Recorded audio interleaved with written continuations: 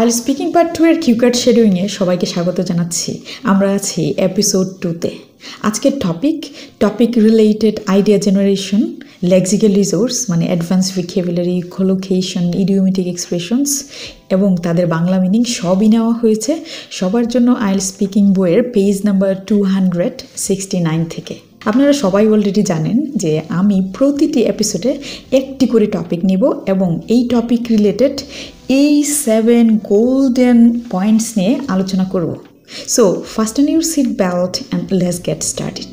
আমাদের আজকের কিউকার্ড সবার জন্য আইল স্পিকিং বইয়ের টপিক নাম্বার 2। আজকের কিউকার্ডটি হলো describe a famous person you would like to meet.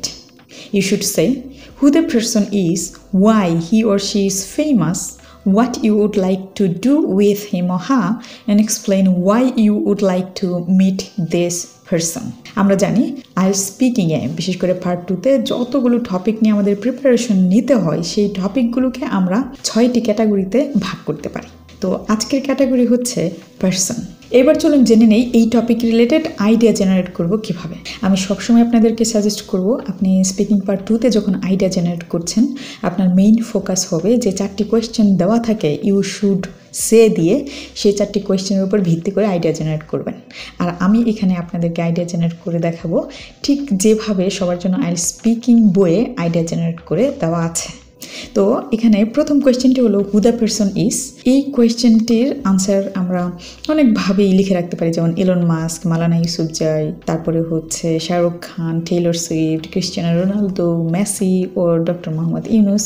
এরা হচ্ছে ফেমাস ব্যক্তি, এদের যে কোনো একজন নিয়ে হয়তো আপনি কথা বলতে চান। এটা আইডিয়া জেনারেট হয়ে গেল। সেকেন্ড কোয়েশ্চেনটি হচ্ছে ওয়াই দে আর ফেমাস। এখন যে ব্যক্তি নিয়ে কথা বলছেন সেই ব্যক্তি কেন ফেমাস এটা আপনাকে জানতে হবে। যেমন এই ধরনের কোয়েশ্চেন আপনি ফেস করতে পারেন, এরকম চিন্তা যদি আপনার থাকে তাহলে অবশ্যই ওই ব্যক্তি রিলেটেড একটু পড়াশোনা করে নেবেন। যেমন নোন ফর ইনোভেশন হতে পারে, অ্যাক্টিংয়ের জন্য ফেমাস হতে পারে, হিউম্যানিটেরিয়ান ওয়ার্কের জন্য ফেমাস হতে পারে, মিউজিক, স্পোর্টস, সোশ্যাল কন্ট্রিবিউশনের জন্য ফেমাস হতে পারে।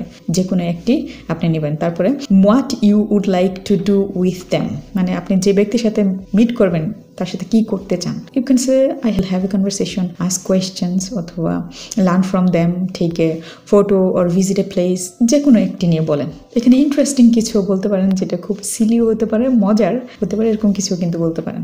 তারপরে last question why you would like to meet the person.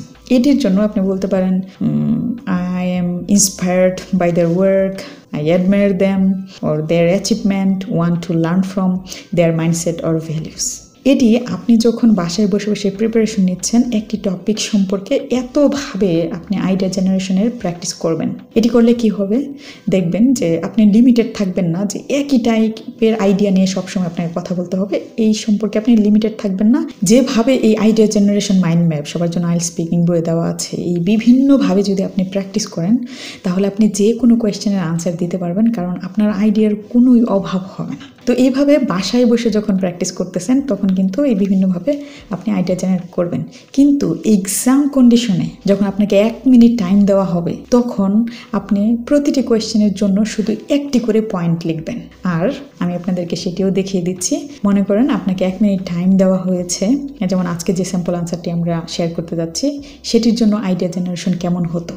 সেটির জন্য আইডিয়া জেনারেশন হতো এরকম, আপনি যে স্ক্রিনে দেখতে পাচ্ছেন। তো এখানে দেখতে পাচ্ছেন ফার্স্ট কোয়েশ্চেনের জন্য আমি নিয়েছি এলন মাস্ক, সেকেন্ড কোয়েশ্চেনের জন্য নিয়েছি নোন ফর ইনোভেশন, থার্ড কোয়েশ্চেনের জন্য নিয়েছি হ্যাভ কনভারসেশন এবং ফোর্থ কোয়েশ্চেনের জন্য নিয়েছি inspired by his mindset.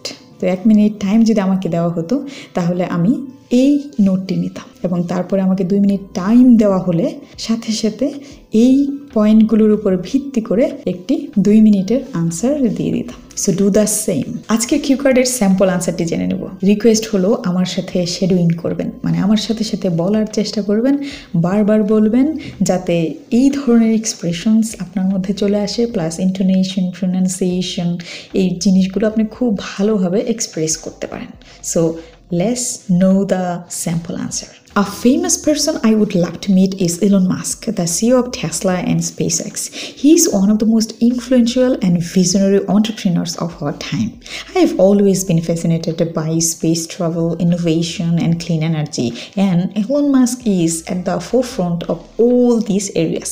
He's famous for revolutionizing the electric vehicle industry with Tesla and for making space exploration more accessible with SpaceX. What I admire most is his ability to take bold risks and turn impossible ideas into reality. His projects like reusable rockets or Mars colonization were once considered science fiction, but he is actually making them happen. If I ever got the chance to meet him, I would love to visit a Tesla or SpaceX facility with him and ask him about his daily routine, decision-making process, and how he handles pressure. I'd also like to know what keeps him motivated even when people doubt him. The reason I want to meet him is not just because of his success, but because of his mindset. He thinks outside of the box, takes criticism positively, and always keeps moving forward. Meeting someone like that would be an eye-opening experience and would probably motivate me to chase my dreams more fearlessly. এবার আমি আলোচনা করব সবচেয়ে গুরুত্বপূর্ণ point নিয়ে, আর সেটি হলো lexical resource. আমি জানি এটা নিয়ে সবারই আমাদের মাথা ব্যথা আছে যে অনেক ভোকাবুলারি শিখি, মনে থাকে না এবং সেগুলো সেন্টেন্সে ব্যবহার করতে পারি না।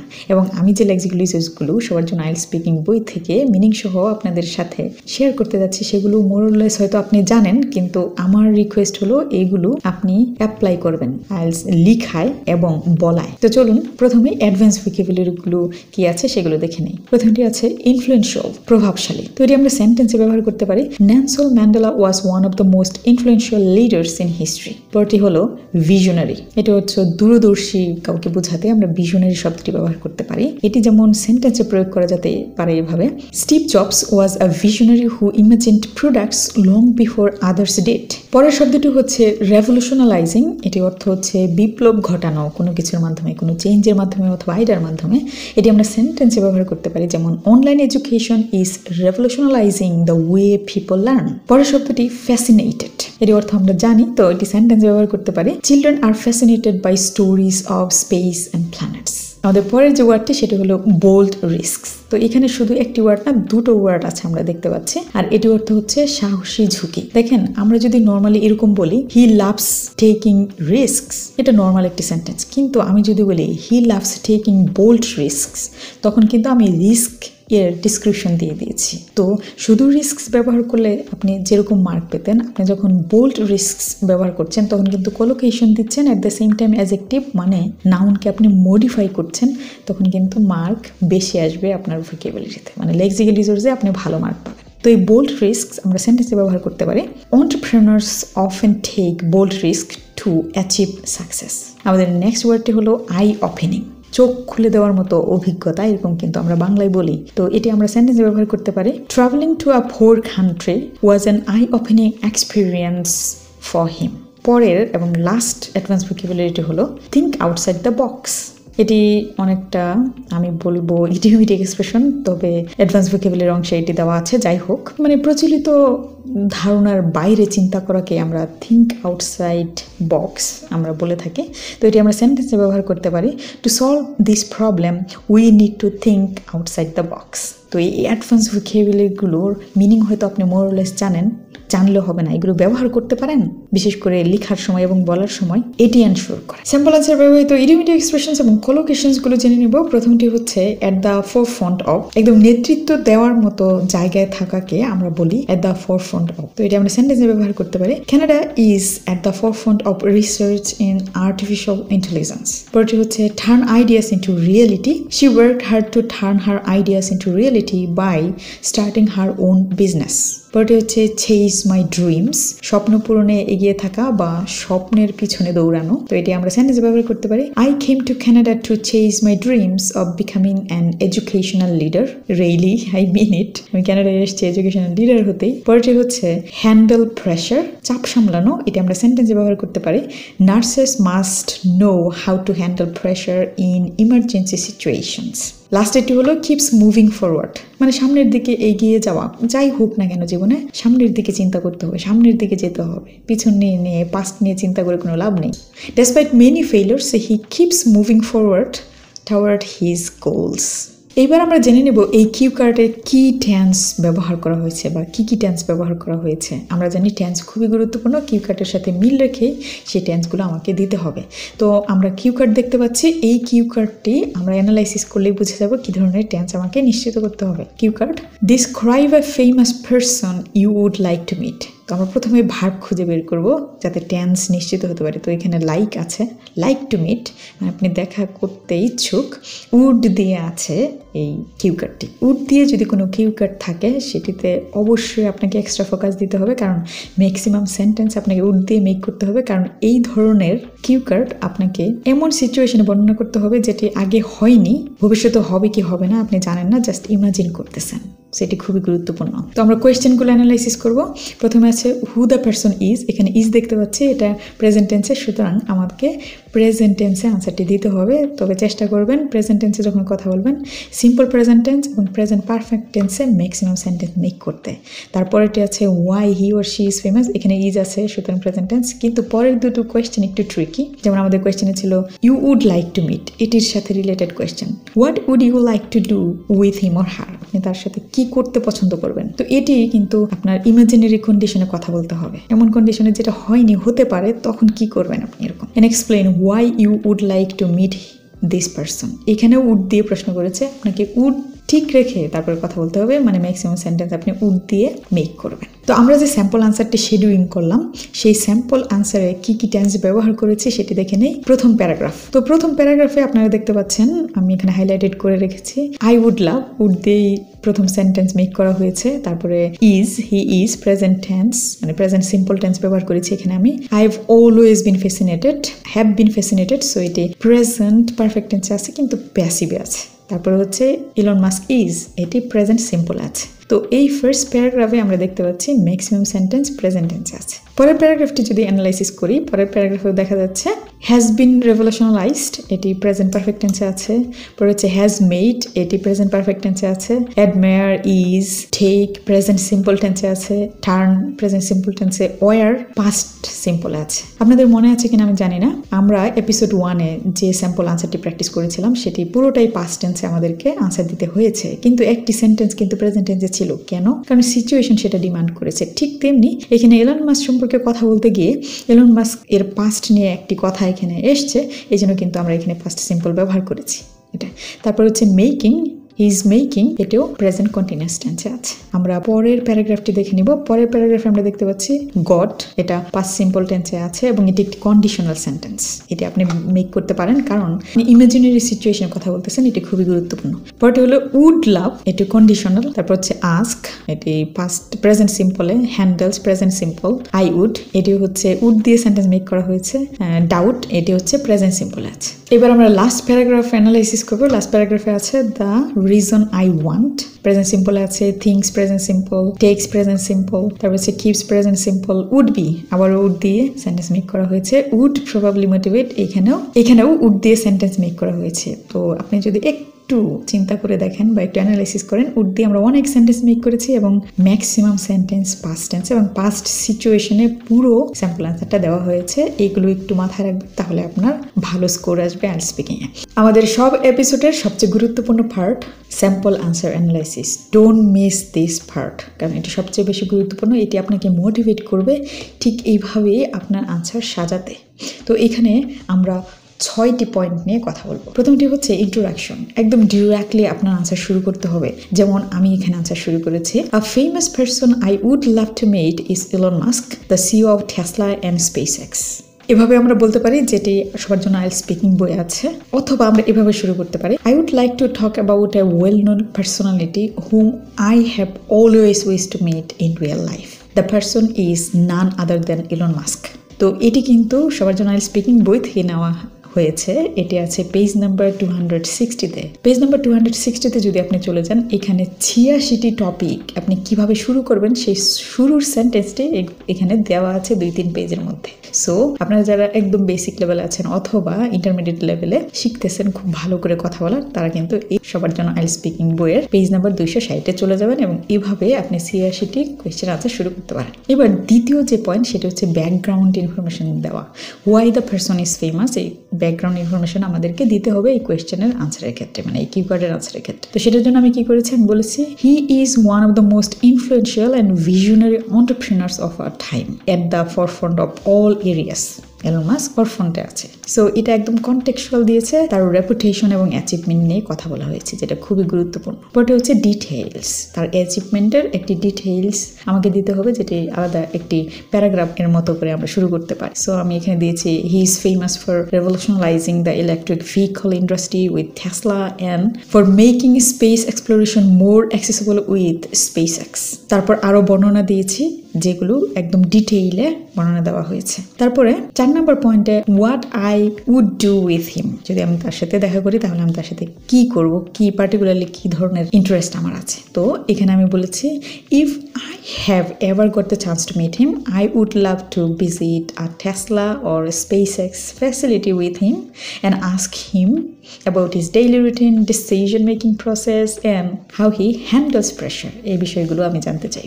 এটাই একদম খুব সলিড ভাবে বলে দেওয়া আছে, ডিটেইল। শুধু হ্যাঁ I like him, I want to meet him এরকম বললে কিন্তু আপনার মার্ক আসবে না, এবং 2 মিনিট সময় নিয়ে কিন্তু আপনি কথাও বলতে পারবেন না। দেখবেন 1 মিনিটে কথা বলা শেষ হয়ে গেছে যদি শুধু এই আনসারগুলো দেয়, এটা হবে না, আপনাকে ডিটেইলে কথা বলতে হবে। 5 নম্বর হলো reason for wanting to meet him, কারণ কি? অনেকগুলো কারণ আমি উল্লেখ করেছি, তার মধ্যে একটা হচ্ছে যে তার সাকসেস, আর একটা হচ্ছে তার মাইন্ডসেট।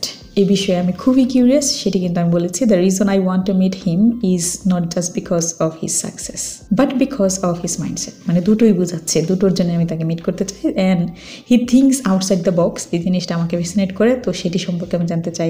সে কীভাবে ক্রিটিসিজমকে পজিটিভলি নেয় সেটাও আমার জানার আগ্রহ আছে। তারপরে লাস্টের যে পয়েন্ট সেটি হচ্ছে ফিলিংস অ্যান্ড রিফ্লেকশন। তো ইমোশনাল একটি রিফ্লেকশন আমাদের তৈরি করা উচিত প্রতিটি সেন্টেন্সে, কারণ পার্সোনাল ডিটেলসের সাথে যখন ইমোশনাল ফিলিংস আপনি অ্যাড করবেন তখন এটি হবে খুব সুন্দর একটি আনসার। ওকে, তো যেমন আমি বলেছি meeting someone like that would be an eye opening experience and would probably motivate me to chase my dreams for more fearlessly. এখানে কিন্তু আমার পার্সোনাল কানেকশন দিয়ে আমি ইমোশনালি এই পুরো বিষয়টাকে কানেক্ট করে ফেলেছি।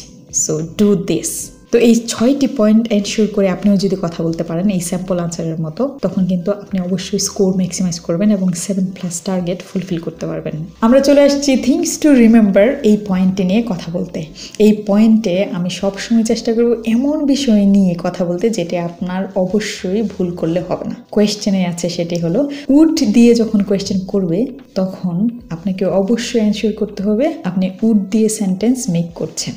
আসলে 4টি কারণে আপনার উড দিয়ে সেন্টেন্স মেক করা উচিত। প্রথমত কোয়েশ্চেনে আপনার এটি আছে এবং এই কোয়েশ্চেনে এটি থাকা মানে আপনাকে বলতে হবে হাইপোথেটিক্যাল কোনো সিচুয়েশনের কথা, ইমাজিনারি কোনো সিচুয়েশনের কথা যেটি এখনো হয়নি বা ভবিষ্যতে হবে কিনা সেটি সম্পর্কে আপনি জানেন। সুতরাং এটি নিশ্চিত করবে যে আপনি কি করেছেন, ডিরেক্টলি আনসার দিচ্ছেন যেটি আপনার টাস্ক অ্যাচিভমেন্ট শো করে। আরেকটি হলো ডেমনস্ট্রেট গ্রামার রেঞ্জ। আপনি শুধু প্রেজেন্ট টেন্সে, প্রেজেন্ট পারফেক্ট টেন্সে কথা বললেন কিন্তু উড দিয়ে কোনো সেন্টেন্স মেক করেননি, এটি কিন্তু আপনার গ্রামার রেঞ্জ শো করবে না। সুতরাং গ্রামার রেঞ্জে যদি ভালো মার্ক পেতে চান এটি আপনার এনশোর করা উচিত। 3 নম্বর হলো পলাইটনেস অ্যান্ড ফর্মালিটি। আমি আপনাকে বলবো সব সময়ই স্পিকিং যখন প্র্যাকটিস করবেন, যার সাথে প্র্যাকটিস করেন না কেন, উড দিয়ে অনেক সেন্টেন্স মেক করার চেষ্টা করবেন। আমি এইখানে ক্যানাডায় যাই দেখি সেটি হলো নেটিভ স্পিকাররা ম্যাক্সিমাম সেন্টেন্স উড দিয়ে মেক করে। কেন? কারণ এটি পলাইটনেস শো করে এবং ফর্মাল যে বিষয় বা ফর্মালিটি করা সেই বিষয়টি শো করে। আইএলটিএস স্পিকিংয়ে আপনি ইনফর্মাল ফর্মাল ব্লেন্ডিং করে আনসার দিতে পারবেন, কোনো সমস্যা নেই, কিন্তু কিছু কিছু জায়গায় আপনাকে তো ফর্মালিটি শো করা উচিত এবং এটি যে আপনি জানেন সেটি কিন্তু এক্সামিনারকে জানানো উচিত, কারণ আমাদেরকে উদ্দেশ্য প্রণোদিতভাবে কথা বলতে হবে। 4 নম্বর পয়েন্টটি হলো keeps your answer future oriented. কারণ কোয়েশ্চেনে কিন্তু আছে the person you would like to meet, মানে ফিউচার ইন্ডিকেশন আপনাকে দিতে হবে প্রত্যেকবারই। তাই আপনার উড দিয়ে সেন্টেন্স মেক করা উচিত, বিশেষ করে কোয়েশ্চেনে যখন এটি থাকবে অবশ্যই। এবার আমরা জেনে নিব এটি কেন ব্যান্ড 9 আনসার। অবশ্যই প্রথমে যেটি নিয়ে কথা বলতে হবে সেটি হচ্ছে ফ্লুয়েন্সি অ্যান্ড কোহেরেন্স। আপনি কথা বলার সময় এই যে কোহেরেন্স দেওয়া আছে এই স্যাম্পল আনসারে, ঠিক এরকম কোহেরেন্স যদি মেনটেন করতে পারেন, মানে একটি সেন্টেন্সের সাথে আরেকটি সেন্টেন্স কিভাবে রাখা হয়েছে এবং কতটা যুক্তভাবে রাখা হয়েছে এইভাবেই যদি বলতে পারেন তাহলে আপনি অবশ্যই ব্যান্ড 9 আনসার নিশ্চিত করছেন।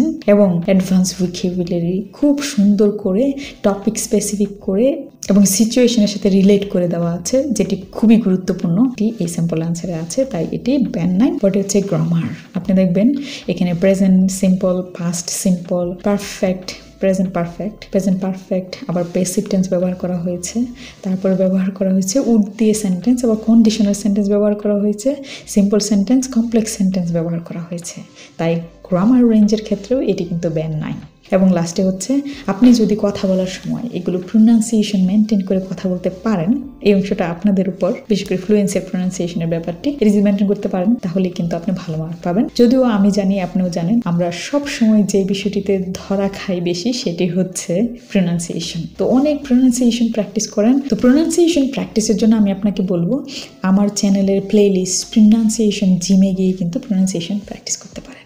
Last but not the least point to remember is, পুরো বই কিন্তু সবার জন্য আইএলটিএস স্পিকিং এর উপর ভিত্তি করে তৈরি করা হয়েছে। তো এরকম স্যাম্পল আনসার্স এবং ইডিওমেটিক এক্সপ্রেশনস, কোলোকেশনস, তাদের বাংলা মিনিংস যদি জানতে চান, তারপরে হচ্ছে এইগুলো অনেক প্র্যাকটিস করতে চান, বিশেষ করে এই সবার জন্য আইএলটিএস স্পিকিং বইয়ে আপনি 86টি টপিক পাবেন, যেগুলো পার্ট 2-তে আছে, এবং এই কিউকাট রিলেটেড আবার পার্ট 3 এর কোয়েশ্চেন্স আছে, প্রতিটি টপিকের জন্য 5টি করে, আর পার্ট 1-এ তো 156টি টপিক পেয়ে যাচ্ছেন। তো এই বই আপনাকে অবশ্যই কালেক্ট করতে হবে আপনি যদি আইএলটিএস স্পিকিংয়ে ভালো স্কোর টার্গেট করে থাকেন, এবং আপনার ভালো স্কোর অবশ্যই করা উচিত স্পিকিংয়ে। So don't waste your time, collect the book. কোথা থেকে বই কালেক্ট করবেন? অবশ্যই এখান থেকে, ড্রিমেড ফাউন্ডেশন। এখানে গেলে আপনি বইটি কালেক্ট করতে পারবেন। অবশ্যই আমি ডিসক্রিপশন বক্সে লিঙ্ক দিয়ে দেবো এবং ফার্স্ট কমেন্টে লিঙ্ক দেওয়া থাকবে। So don't wait, collect the book and start reading, and definitely don't miss these episodes.